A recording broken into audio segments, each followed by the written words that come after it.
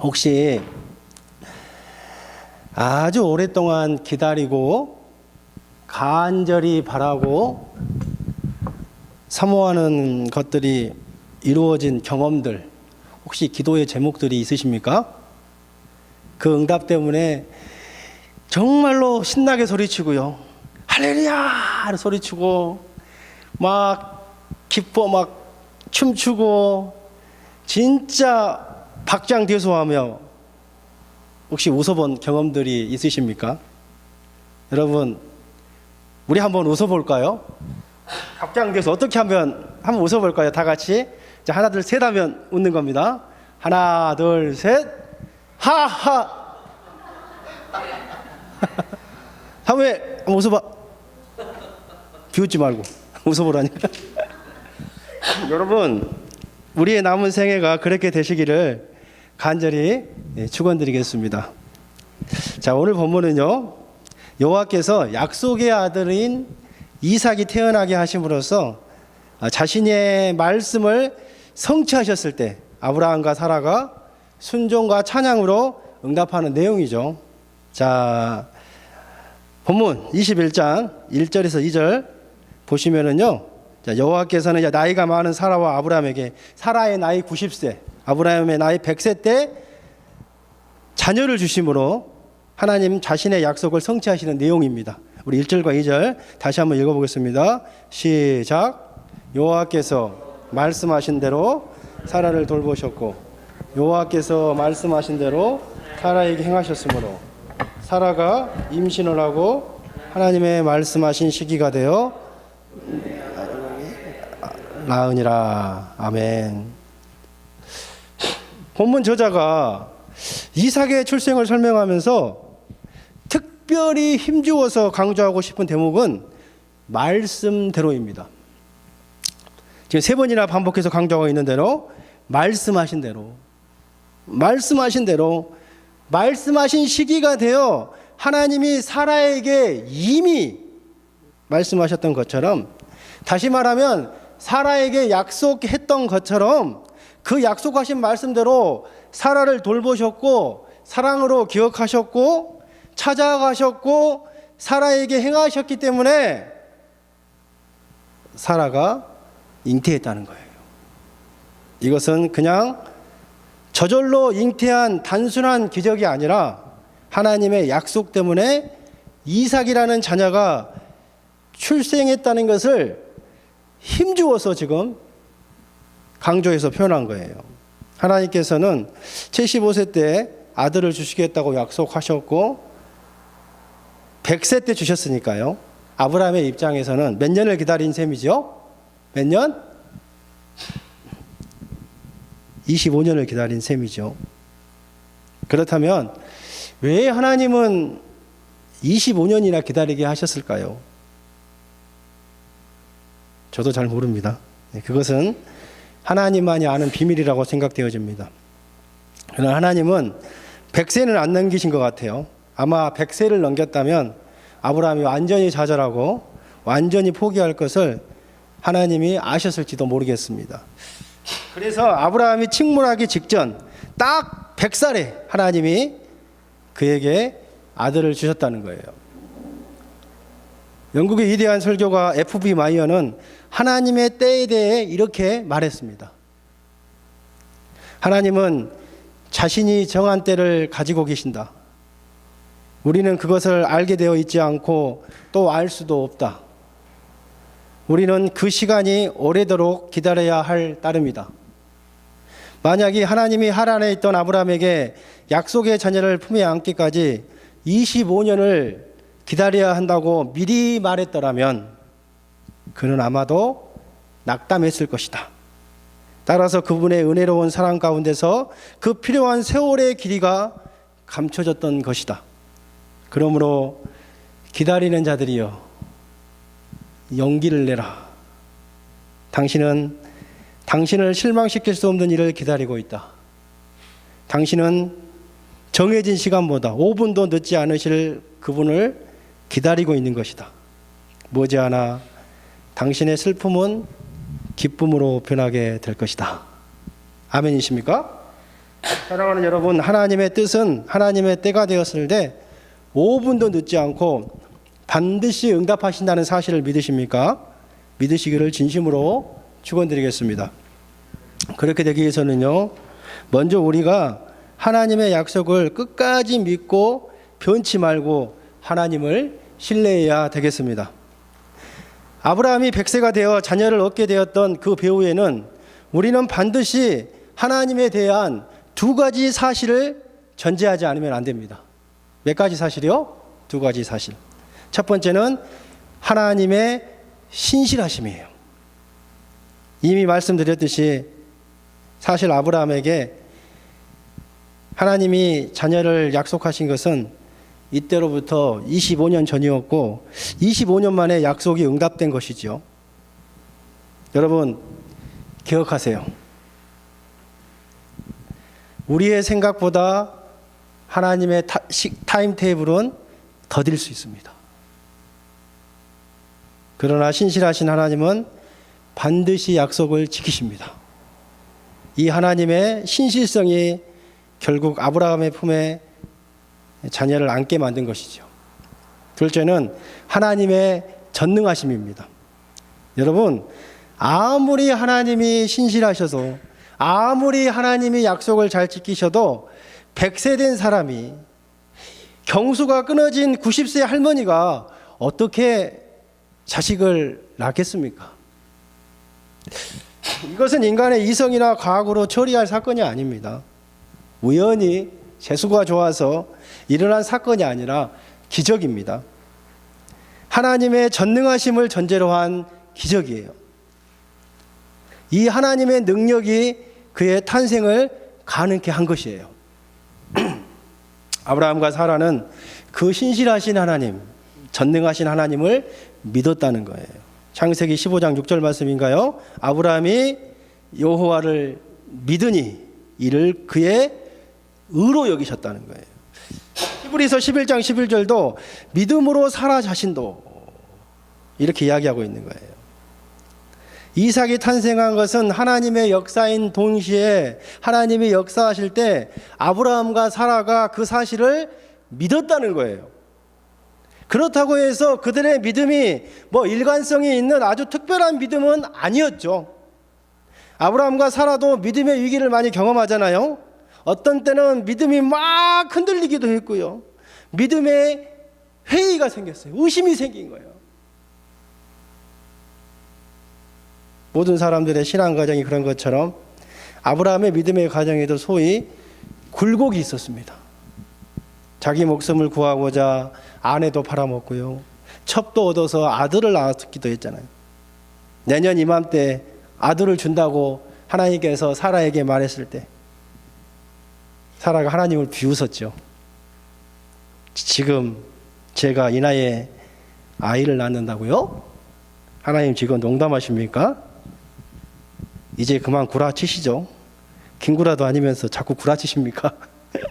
아들 준다고 변명은 이제 그만하시고요. 솔직히 능력 없다고 말씀하세요. 제가 이번에는 용서해 드릴게요.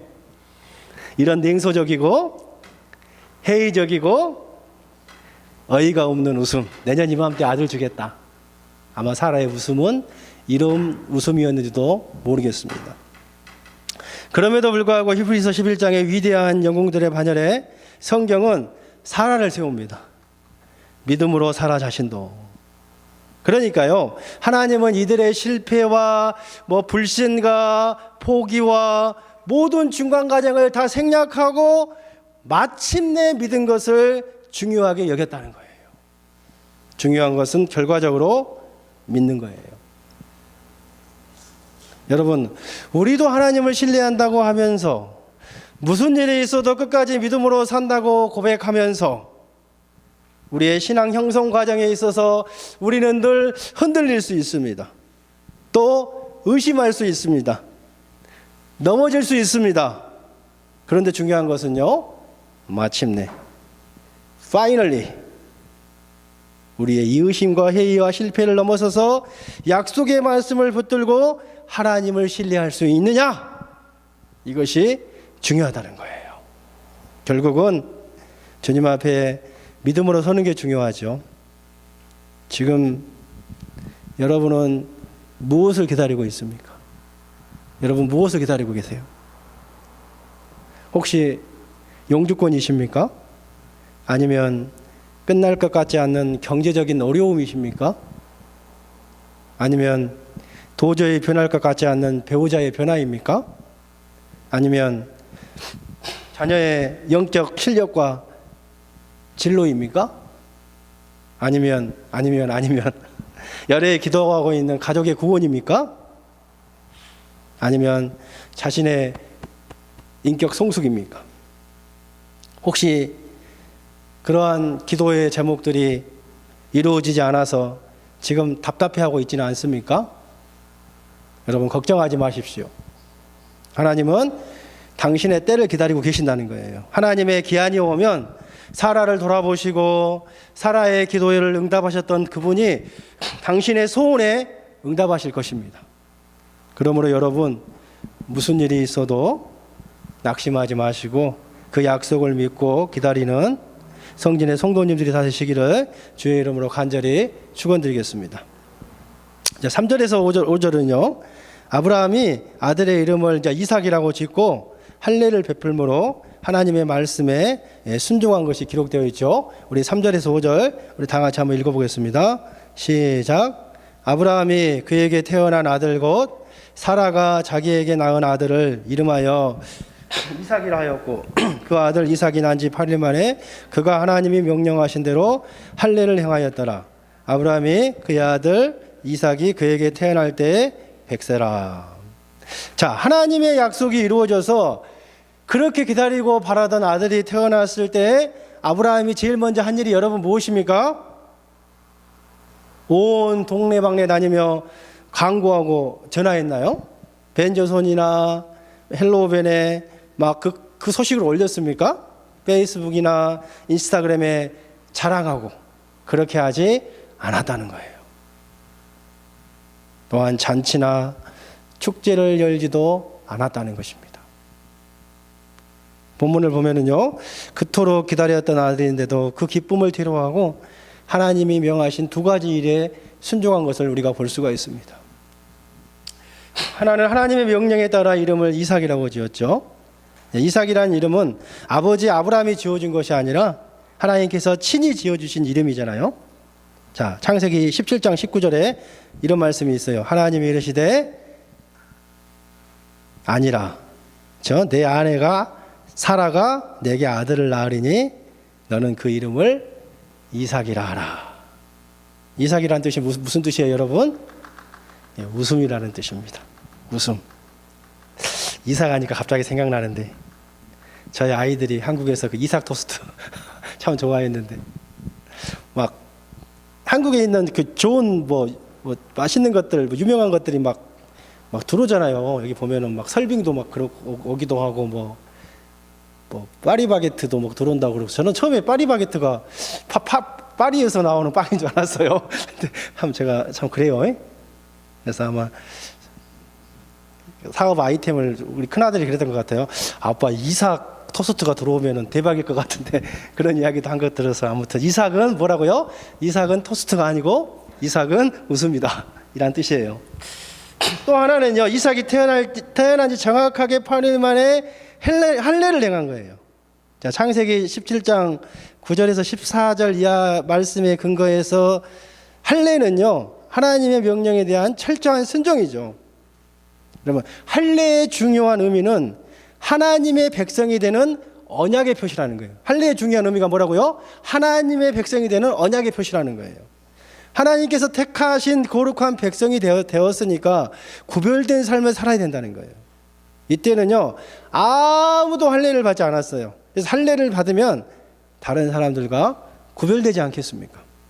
할례는 요즘에 포경수술과 비슷하지만은 이스라엘 백성은요 하나님의 구별된 표시라는 그 표시로 태어난 지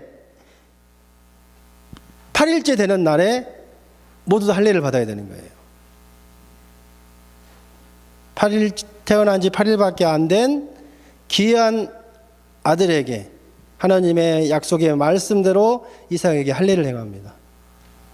아브라함은 할례를 받았으므로 할례가 뭔지 알았어요. 아마도 아브라함이 인류 역사상 최초로 할례를 받았던 사람이었던 것 같아요. 옛날에는 아시다시피 외과 수술도 없었고 마취제도 없었고 수술용 메스도 없던 시절이었습니다. 여러분, 아브라함이 할례를 받으면서 얼마나 아팠겠습니까? 구약 성경에 보면은요, 부싯돌을 갈아서 그걸로 찍고 잘라낸 거예요. 여호수아 5장 2절인가요? 여호와께서 여호수아에게 이르시되 너는 부싯돌로 칼을 만들어 이스라엘 자손들에게 다시 할례를 행하라 하시매. 얼마나 피가 많이 나고 고통스러웠겠습니까? 자기도 고통스러웠는데 태어난 지 8일밖에 안 되는 핏덩이 아들에게 칼을 대하는 아버지의 심정은 어떠했을까요? 그리고 여러분, 그 아들이 그냥 아들입니까? 얼마나 이 아들이 귀한 아들이었다면 이 짧은 본문에 아들이라는 말이 무려 6번이나 반복해서 기록하고 있다는 거예요. 2절에 한 번, 3절에 두 번, 4절에 한 번, 5절에 한 번, 7절에 한 번. 게다가 할례를 행하다가 혹시 실수라도 하면 어떻게 합니까? 이것을 생각하면 걱정거리가 한두 가지가 아닙니다. 그러나 아브라함은 태어나자마자 다른 모든 것을 제쳐두고 할례를 행했다고 말씀하는 거예요. 약속이 성취되고 나서도 변함없이 하나님께 순종하는 아브라함의 모습을 우리가 볼 수 있네요. 여기서 목회를 하다 보면은요, 성도들에게 언제 위기가 닥치는지 살펴보면은 여러분, 신기하게도요, 어려울 때보다도 그 어려운 시기가 지나고 나서부터인 것 같아요. 정말 어려울 때는 열심히 기도하는 것 같아요. 시간만 나면 하나님께 기도해요. 시간만 나면 기도하는 거예요. 이번 우리 청소년 수련회 때 우리 학생들 기도 제목 두 가지씩 낸 것 같은데, 여은이의 첫 번째 기도 제목이 하나님을 가까이 하는 것이더라고요. 시간만 나면 하나님을 가까이 하는 거예요. 정말 가슴에서 우러나오는 간절함으로 하나님을 찾아요. 교회에서 봉사도 열심히 합니다. 그런데 어느 날 기도 제목들이 다 이루어져서 형편이 좀 나아지면 어떻게 돼요? 기도 응답이 되면 어떻게 해요? 마음이 느슨해지죠. 이제 긴장이 다 풀린 거예요. 누군가에게 자기의 성공을 자랑하고 싶어 하죠. 그래서 사랑은 자랑하지 않는 것입니다. 자기도 모르게 마음에 이제 교만해져서 옛날 같지가 않은 거예요. 하나님께 기도도 더 이상 하지 않습니다. 교회하고도 멀어지고 이제 목에 힘이 들어가기 시작하는 거예요. 그러다가 이제 디스크 걸리는 거죠. 이제 교인들을 대하는 태도가 이전과 많이 달라요. 이런 모습들을 보면은 참 제 마음이 아플 때가 많이 있습니다. 이 시간 우리 모두 우리 자신을 성찰해 보는 시간을 좀 가졌으면 좋겠습니다. 하나님이 지금까지 나의 기도에 얼마나 신실하게 응답하셨는지, 그래서 얼마나 많은 축복을 내리셨는지 되돌아보는 시간을 가지십시오. 그리고 축복을 받은 이후에, 기도 응답을 받은 이후에 당신의 삶이 어떻게 변했는지도 한번 점검해 보십시오. 여러분, 전보다 더 기도하시고 전보다 더 하나님을 의지하십니까? 응답받기 전보다 더 겸손하고 더 순종하고 더 헌신하십니까? 아니면 축복 그 자체에만 빠져서 주님을 멀찍이 뒤따라오고 있지는 않습니까? 이삭이라는 선물보다 선물을 주신 하나님을 더 사랑하고 있습니까? 만약에 여러분 선물에 도취되어 선물을 주신 사람보다 선물을 더 사랑한다면은 그것은 더 이상 축복이 아닙니다. 그 선물은 우리에게 저주거리가 되는 거예요. 골칫거리가 될 수밖에 없습니다. 수많은 사람들이 그렇게 잘못된 길로 가고 있는 거예요. 저는 이번 주에 참 너무너무 한 주간 힘들었는데 힘들면서 다시 한번 제가 다짐하고 또 다짐을 했어요. 하나님, 제가 했던 이 비즈니스가 수단이 되게 하옵소서. 절대 목적이 될 수가 없잖아요. 여러분이 가지고 있는 직업, 여러분이 가지고 있는 어떤 기도 제목이 있는지 모르겠어요. 우리 자녀들이 있는지도 모르겠어요. 여러분, 자녀가 하나님께서 우리에게 주신 선물이라고 믿습니까? 믿습니까? 근데 그 선물을 하나님보다 더 사랑해버리면은요, 우상 숭배대 해버리면은 굉장히 큰 문제가 되는 겁니다. 우리 자녀 아니잖아요. 목적이 되면 안 돼요. 수단이 돼야 합니다. 하나님께서 우리를 세우셨습니까? 목사와 사도와 교사와 선지자로 세우신 이유가 있잖아요. 성도로 온전케 하여. 여기서 온전케 한다는 말은 위킵이죠. 위킵. 잘 준비시키는 거예요. 그래서 어떻게 해요? 봉사일을 하게 하는 거죠. 그래서 결국 목적이 뭡니까? 그리스도의 몸된 교회를 세우게 하는 게 우리를 세운 목적이잖아요.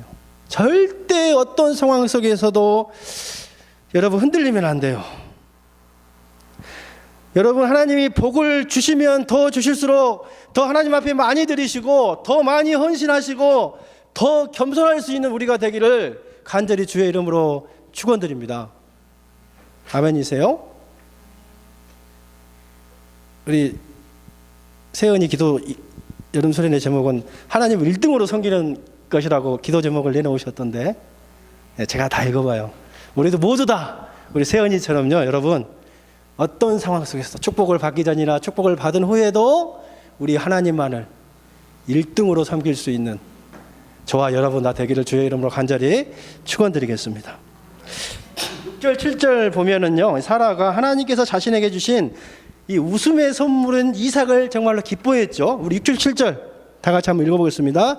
시작. 사라가 이르되 하나님이 나를 웃게 하시니 듣는 자가 다 나와 함께 웃으리로다. 또 이르되 사라가 자식들을 젖 먹이겠다고 누가 아브라함에게 말하였으리요마는 아브라함의 노경에 아브라함의 백세에 내가 아들을 낳았도다 하니라. 사라가 지금 너무 기쁘고 행복해서 찬양으로 하나님께 영광 돌리잖아요. 6절 다시 보세요. 하나님이 나를 어떻게 하셨다고요? 웃게 하셨다는 거예요. 여러분, 사라는 1년 전에도 웃었습니다. 창세기 18장 12절이죠. 사라가 속으로 웃고 이르되 내가 노쇠하였고 내 주인도 늙었으니 내게 무슨 즐거움이 있으리요. 그때의 웃음은 정말 하나님이 내년 이맘때 내가 아들을 낳을 수 있을 것이라고 하시는데 과연 그런 일이 내게 일어나겠는가? 그런 미심적인 웃음이었다는 거지요. 쓴 웃음이었습니다. 받아들일 수 없는 기가 막힌 웃음이었죠. 고통스러운 웃음이었습니다. 비웃음이었죠. 절망의 웃음이었습니다. 정말로 기가 막히고 어이가 없어서 웃는 그런 웃음이었다는 것이었죠. 불가능의 웃음이었다는 거예요. 그런데 여기에서 웃는 웃음은 어떤 웃음입니까? 전능하신 하나님의 능력을 맛본 후에 나온 마음 깊은 곳에서부터 나온 한호의 웃음이라는 거예요. 하나님이 나로 하여금 웃게 하시니, 하나님이 나를 웃게 하셨다는 거예요. 여러분, 사라가 웃는 것은요, 그 개그맨들이 말도 안 되는, 장독수 목사가 그 아재 개그로 웃기지도 않는 소리로 웃겨내는 그런 웃음과 차원이 다르다는 것입니다. 사라는 도저히 성취될 수 없는 하나님의 약속이 성취되었을 때 그 약속을 믿었던 사람들만이 기뻐할 수 있는 그런 승리의 웃음을 지금 웃고 있는 거예요. 감격과 기쁨의 눈물이 가득 찬 웃음입니다. 여호와께 대한 찬양과 존경으로 가득 찬 웃음인 거예요. 하나님의 능력과 신실하심을 맛본 자만이 웃을 수 있는 박장대소한 웃음인 것입니다. 비록 지금까지 25년 동안 기다리고 또 기다리면서 수많은 실수도 하고 고생도 하고 다른 사생아도 낳고 수많은 죄를 지었지만 믿음이 연약하여서 의심하여서 수없이 넘어지고 또 넘어졌지만 아브라함과 사라는 그 인생의 마지막에 웃을 수 있었다는 거예요. 저와 여러분, 우리의 모두의 삶이 이런 삶이 되었으면 좋겠습니다. 아멘 한 사람만 그런 삶을 살지어다 우리 모두의 삶이 이런 삶이 되었으면 좋겠습니다. 정말로 여러분, 내가 웃고 싶어서 웃는 게 아니고요. 개콘을 옛날에 개콘인지 뭐 우차사인지 뭐 빅리그인지 많이 했잖아요. 그걸 보면서 히히닥거리고 즐거워하는 것이 아니라 정말로 하나님께서 나를 웃게 하셔서 그래서 정말로 온 없이 웃을 수 있는 마음껏 웃을 수 있었으면 좋겠습니다. 정말로 수십 년 동안 웃지 못했던 것들이요.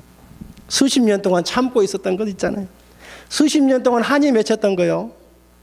지금까지 가슴에 묻어둔 거 다 털어버리고 마음껏 웃을 수 있는 그날이 오기까지.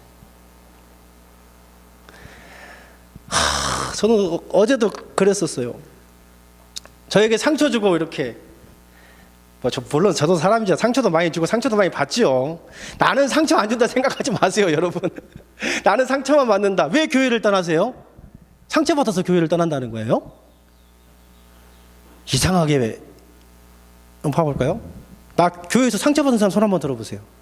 상처받았던 사람 한번 손 한번 들어보세요. 솔직하게. 상처 한 번도 안 받아보셨습니까? 그러면 두 가지네. 그럼 나는 교회에서 상처 줬다 손 한번 들어보세요. 이상하게 교회에서 상처받았던 사람은 많이 있어도 상처 줬다는 사람은 없더라고요. 참 신기해요. 뭐 사람인지라 다 알게 모르게 상처도 주기도 하고 받기도 하겠죠. 그래서 이제 저도 상처받았던 그 기억이 때문에 이게 용서도 하고 기도도 하는데 잘 되는 것 같지 않아요. 그게 저 굉장히 쿨한 사람이거든요. 뒤끝이 없는 사람은 아주 나쁜 사람이, 제가 뒤끝이 없어요. 그런 사람인데 저는 이게 마음속에 잘 품지 못해요. 그냥 잊어버리는데 좀 오래 가는 것 같아요. 그만큼 제가 받은 상처가 컸다는 거겠죠. 그만큼 또 기대했기 때문에 컸겠죠. 여러분 기대하지 마세요. 사람은 기대할 그 존재가 안 되잖아요. 이찬수 목사님 설교 들어보니까 자기한테 절대 존경한다는 말을 하지 말라고 그러더라고요. 나는 존경받을 근본이 안 된다고 그래요. 왜냐하면 존경하면 실망하니까 그렇잖아요. 기대하면 실망이 큰 것 같아요. 그런데 기대하지 않으면 실망도 없잖아요. 그런 것 같아요. 그래서 아마 뭔 말하다가 이야기를 했는지 모르겠지만은 하나님 저한테는 그렇죠. 상처를 받아서 가슴에 멍이 있고 어찌 됐든 간에 하고 싶은 말도 있었는데 말도 못하고 속으로만 꿍 하고 있고 아직도 제 가슴에 묻어놓고 있는 거죠. 이걸 좀 털어버리고 싶은데 네, 여러분 나중에 하나님의 때가 되었을 때 수년 동안 품었던 것들 그리고 다 가지고 있잖아요. 묻지 못했던 것들, 참고 있었던 것들 다 이제는 묻어놓았던 것들 다 털어버리고 마음껏 웃을 수 있는 그날이 오기까지 사랑하는 성도 여러분, 끝까지 우리가 하나님의 약속의 말씀을 신뢰하면서 이 약속의 말씀을 기다리고 남은 여생 이 약속의 말씀을 순종하면서 살기를 주의 이름으로 간절히 축원드리겠습니다. 기도하겠습니다.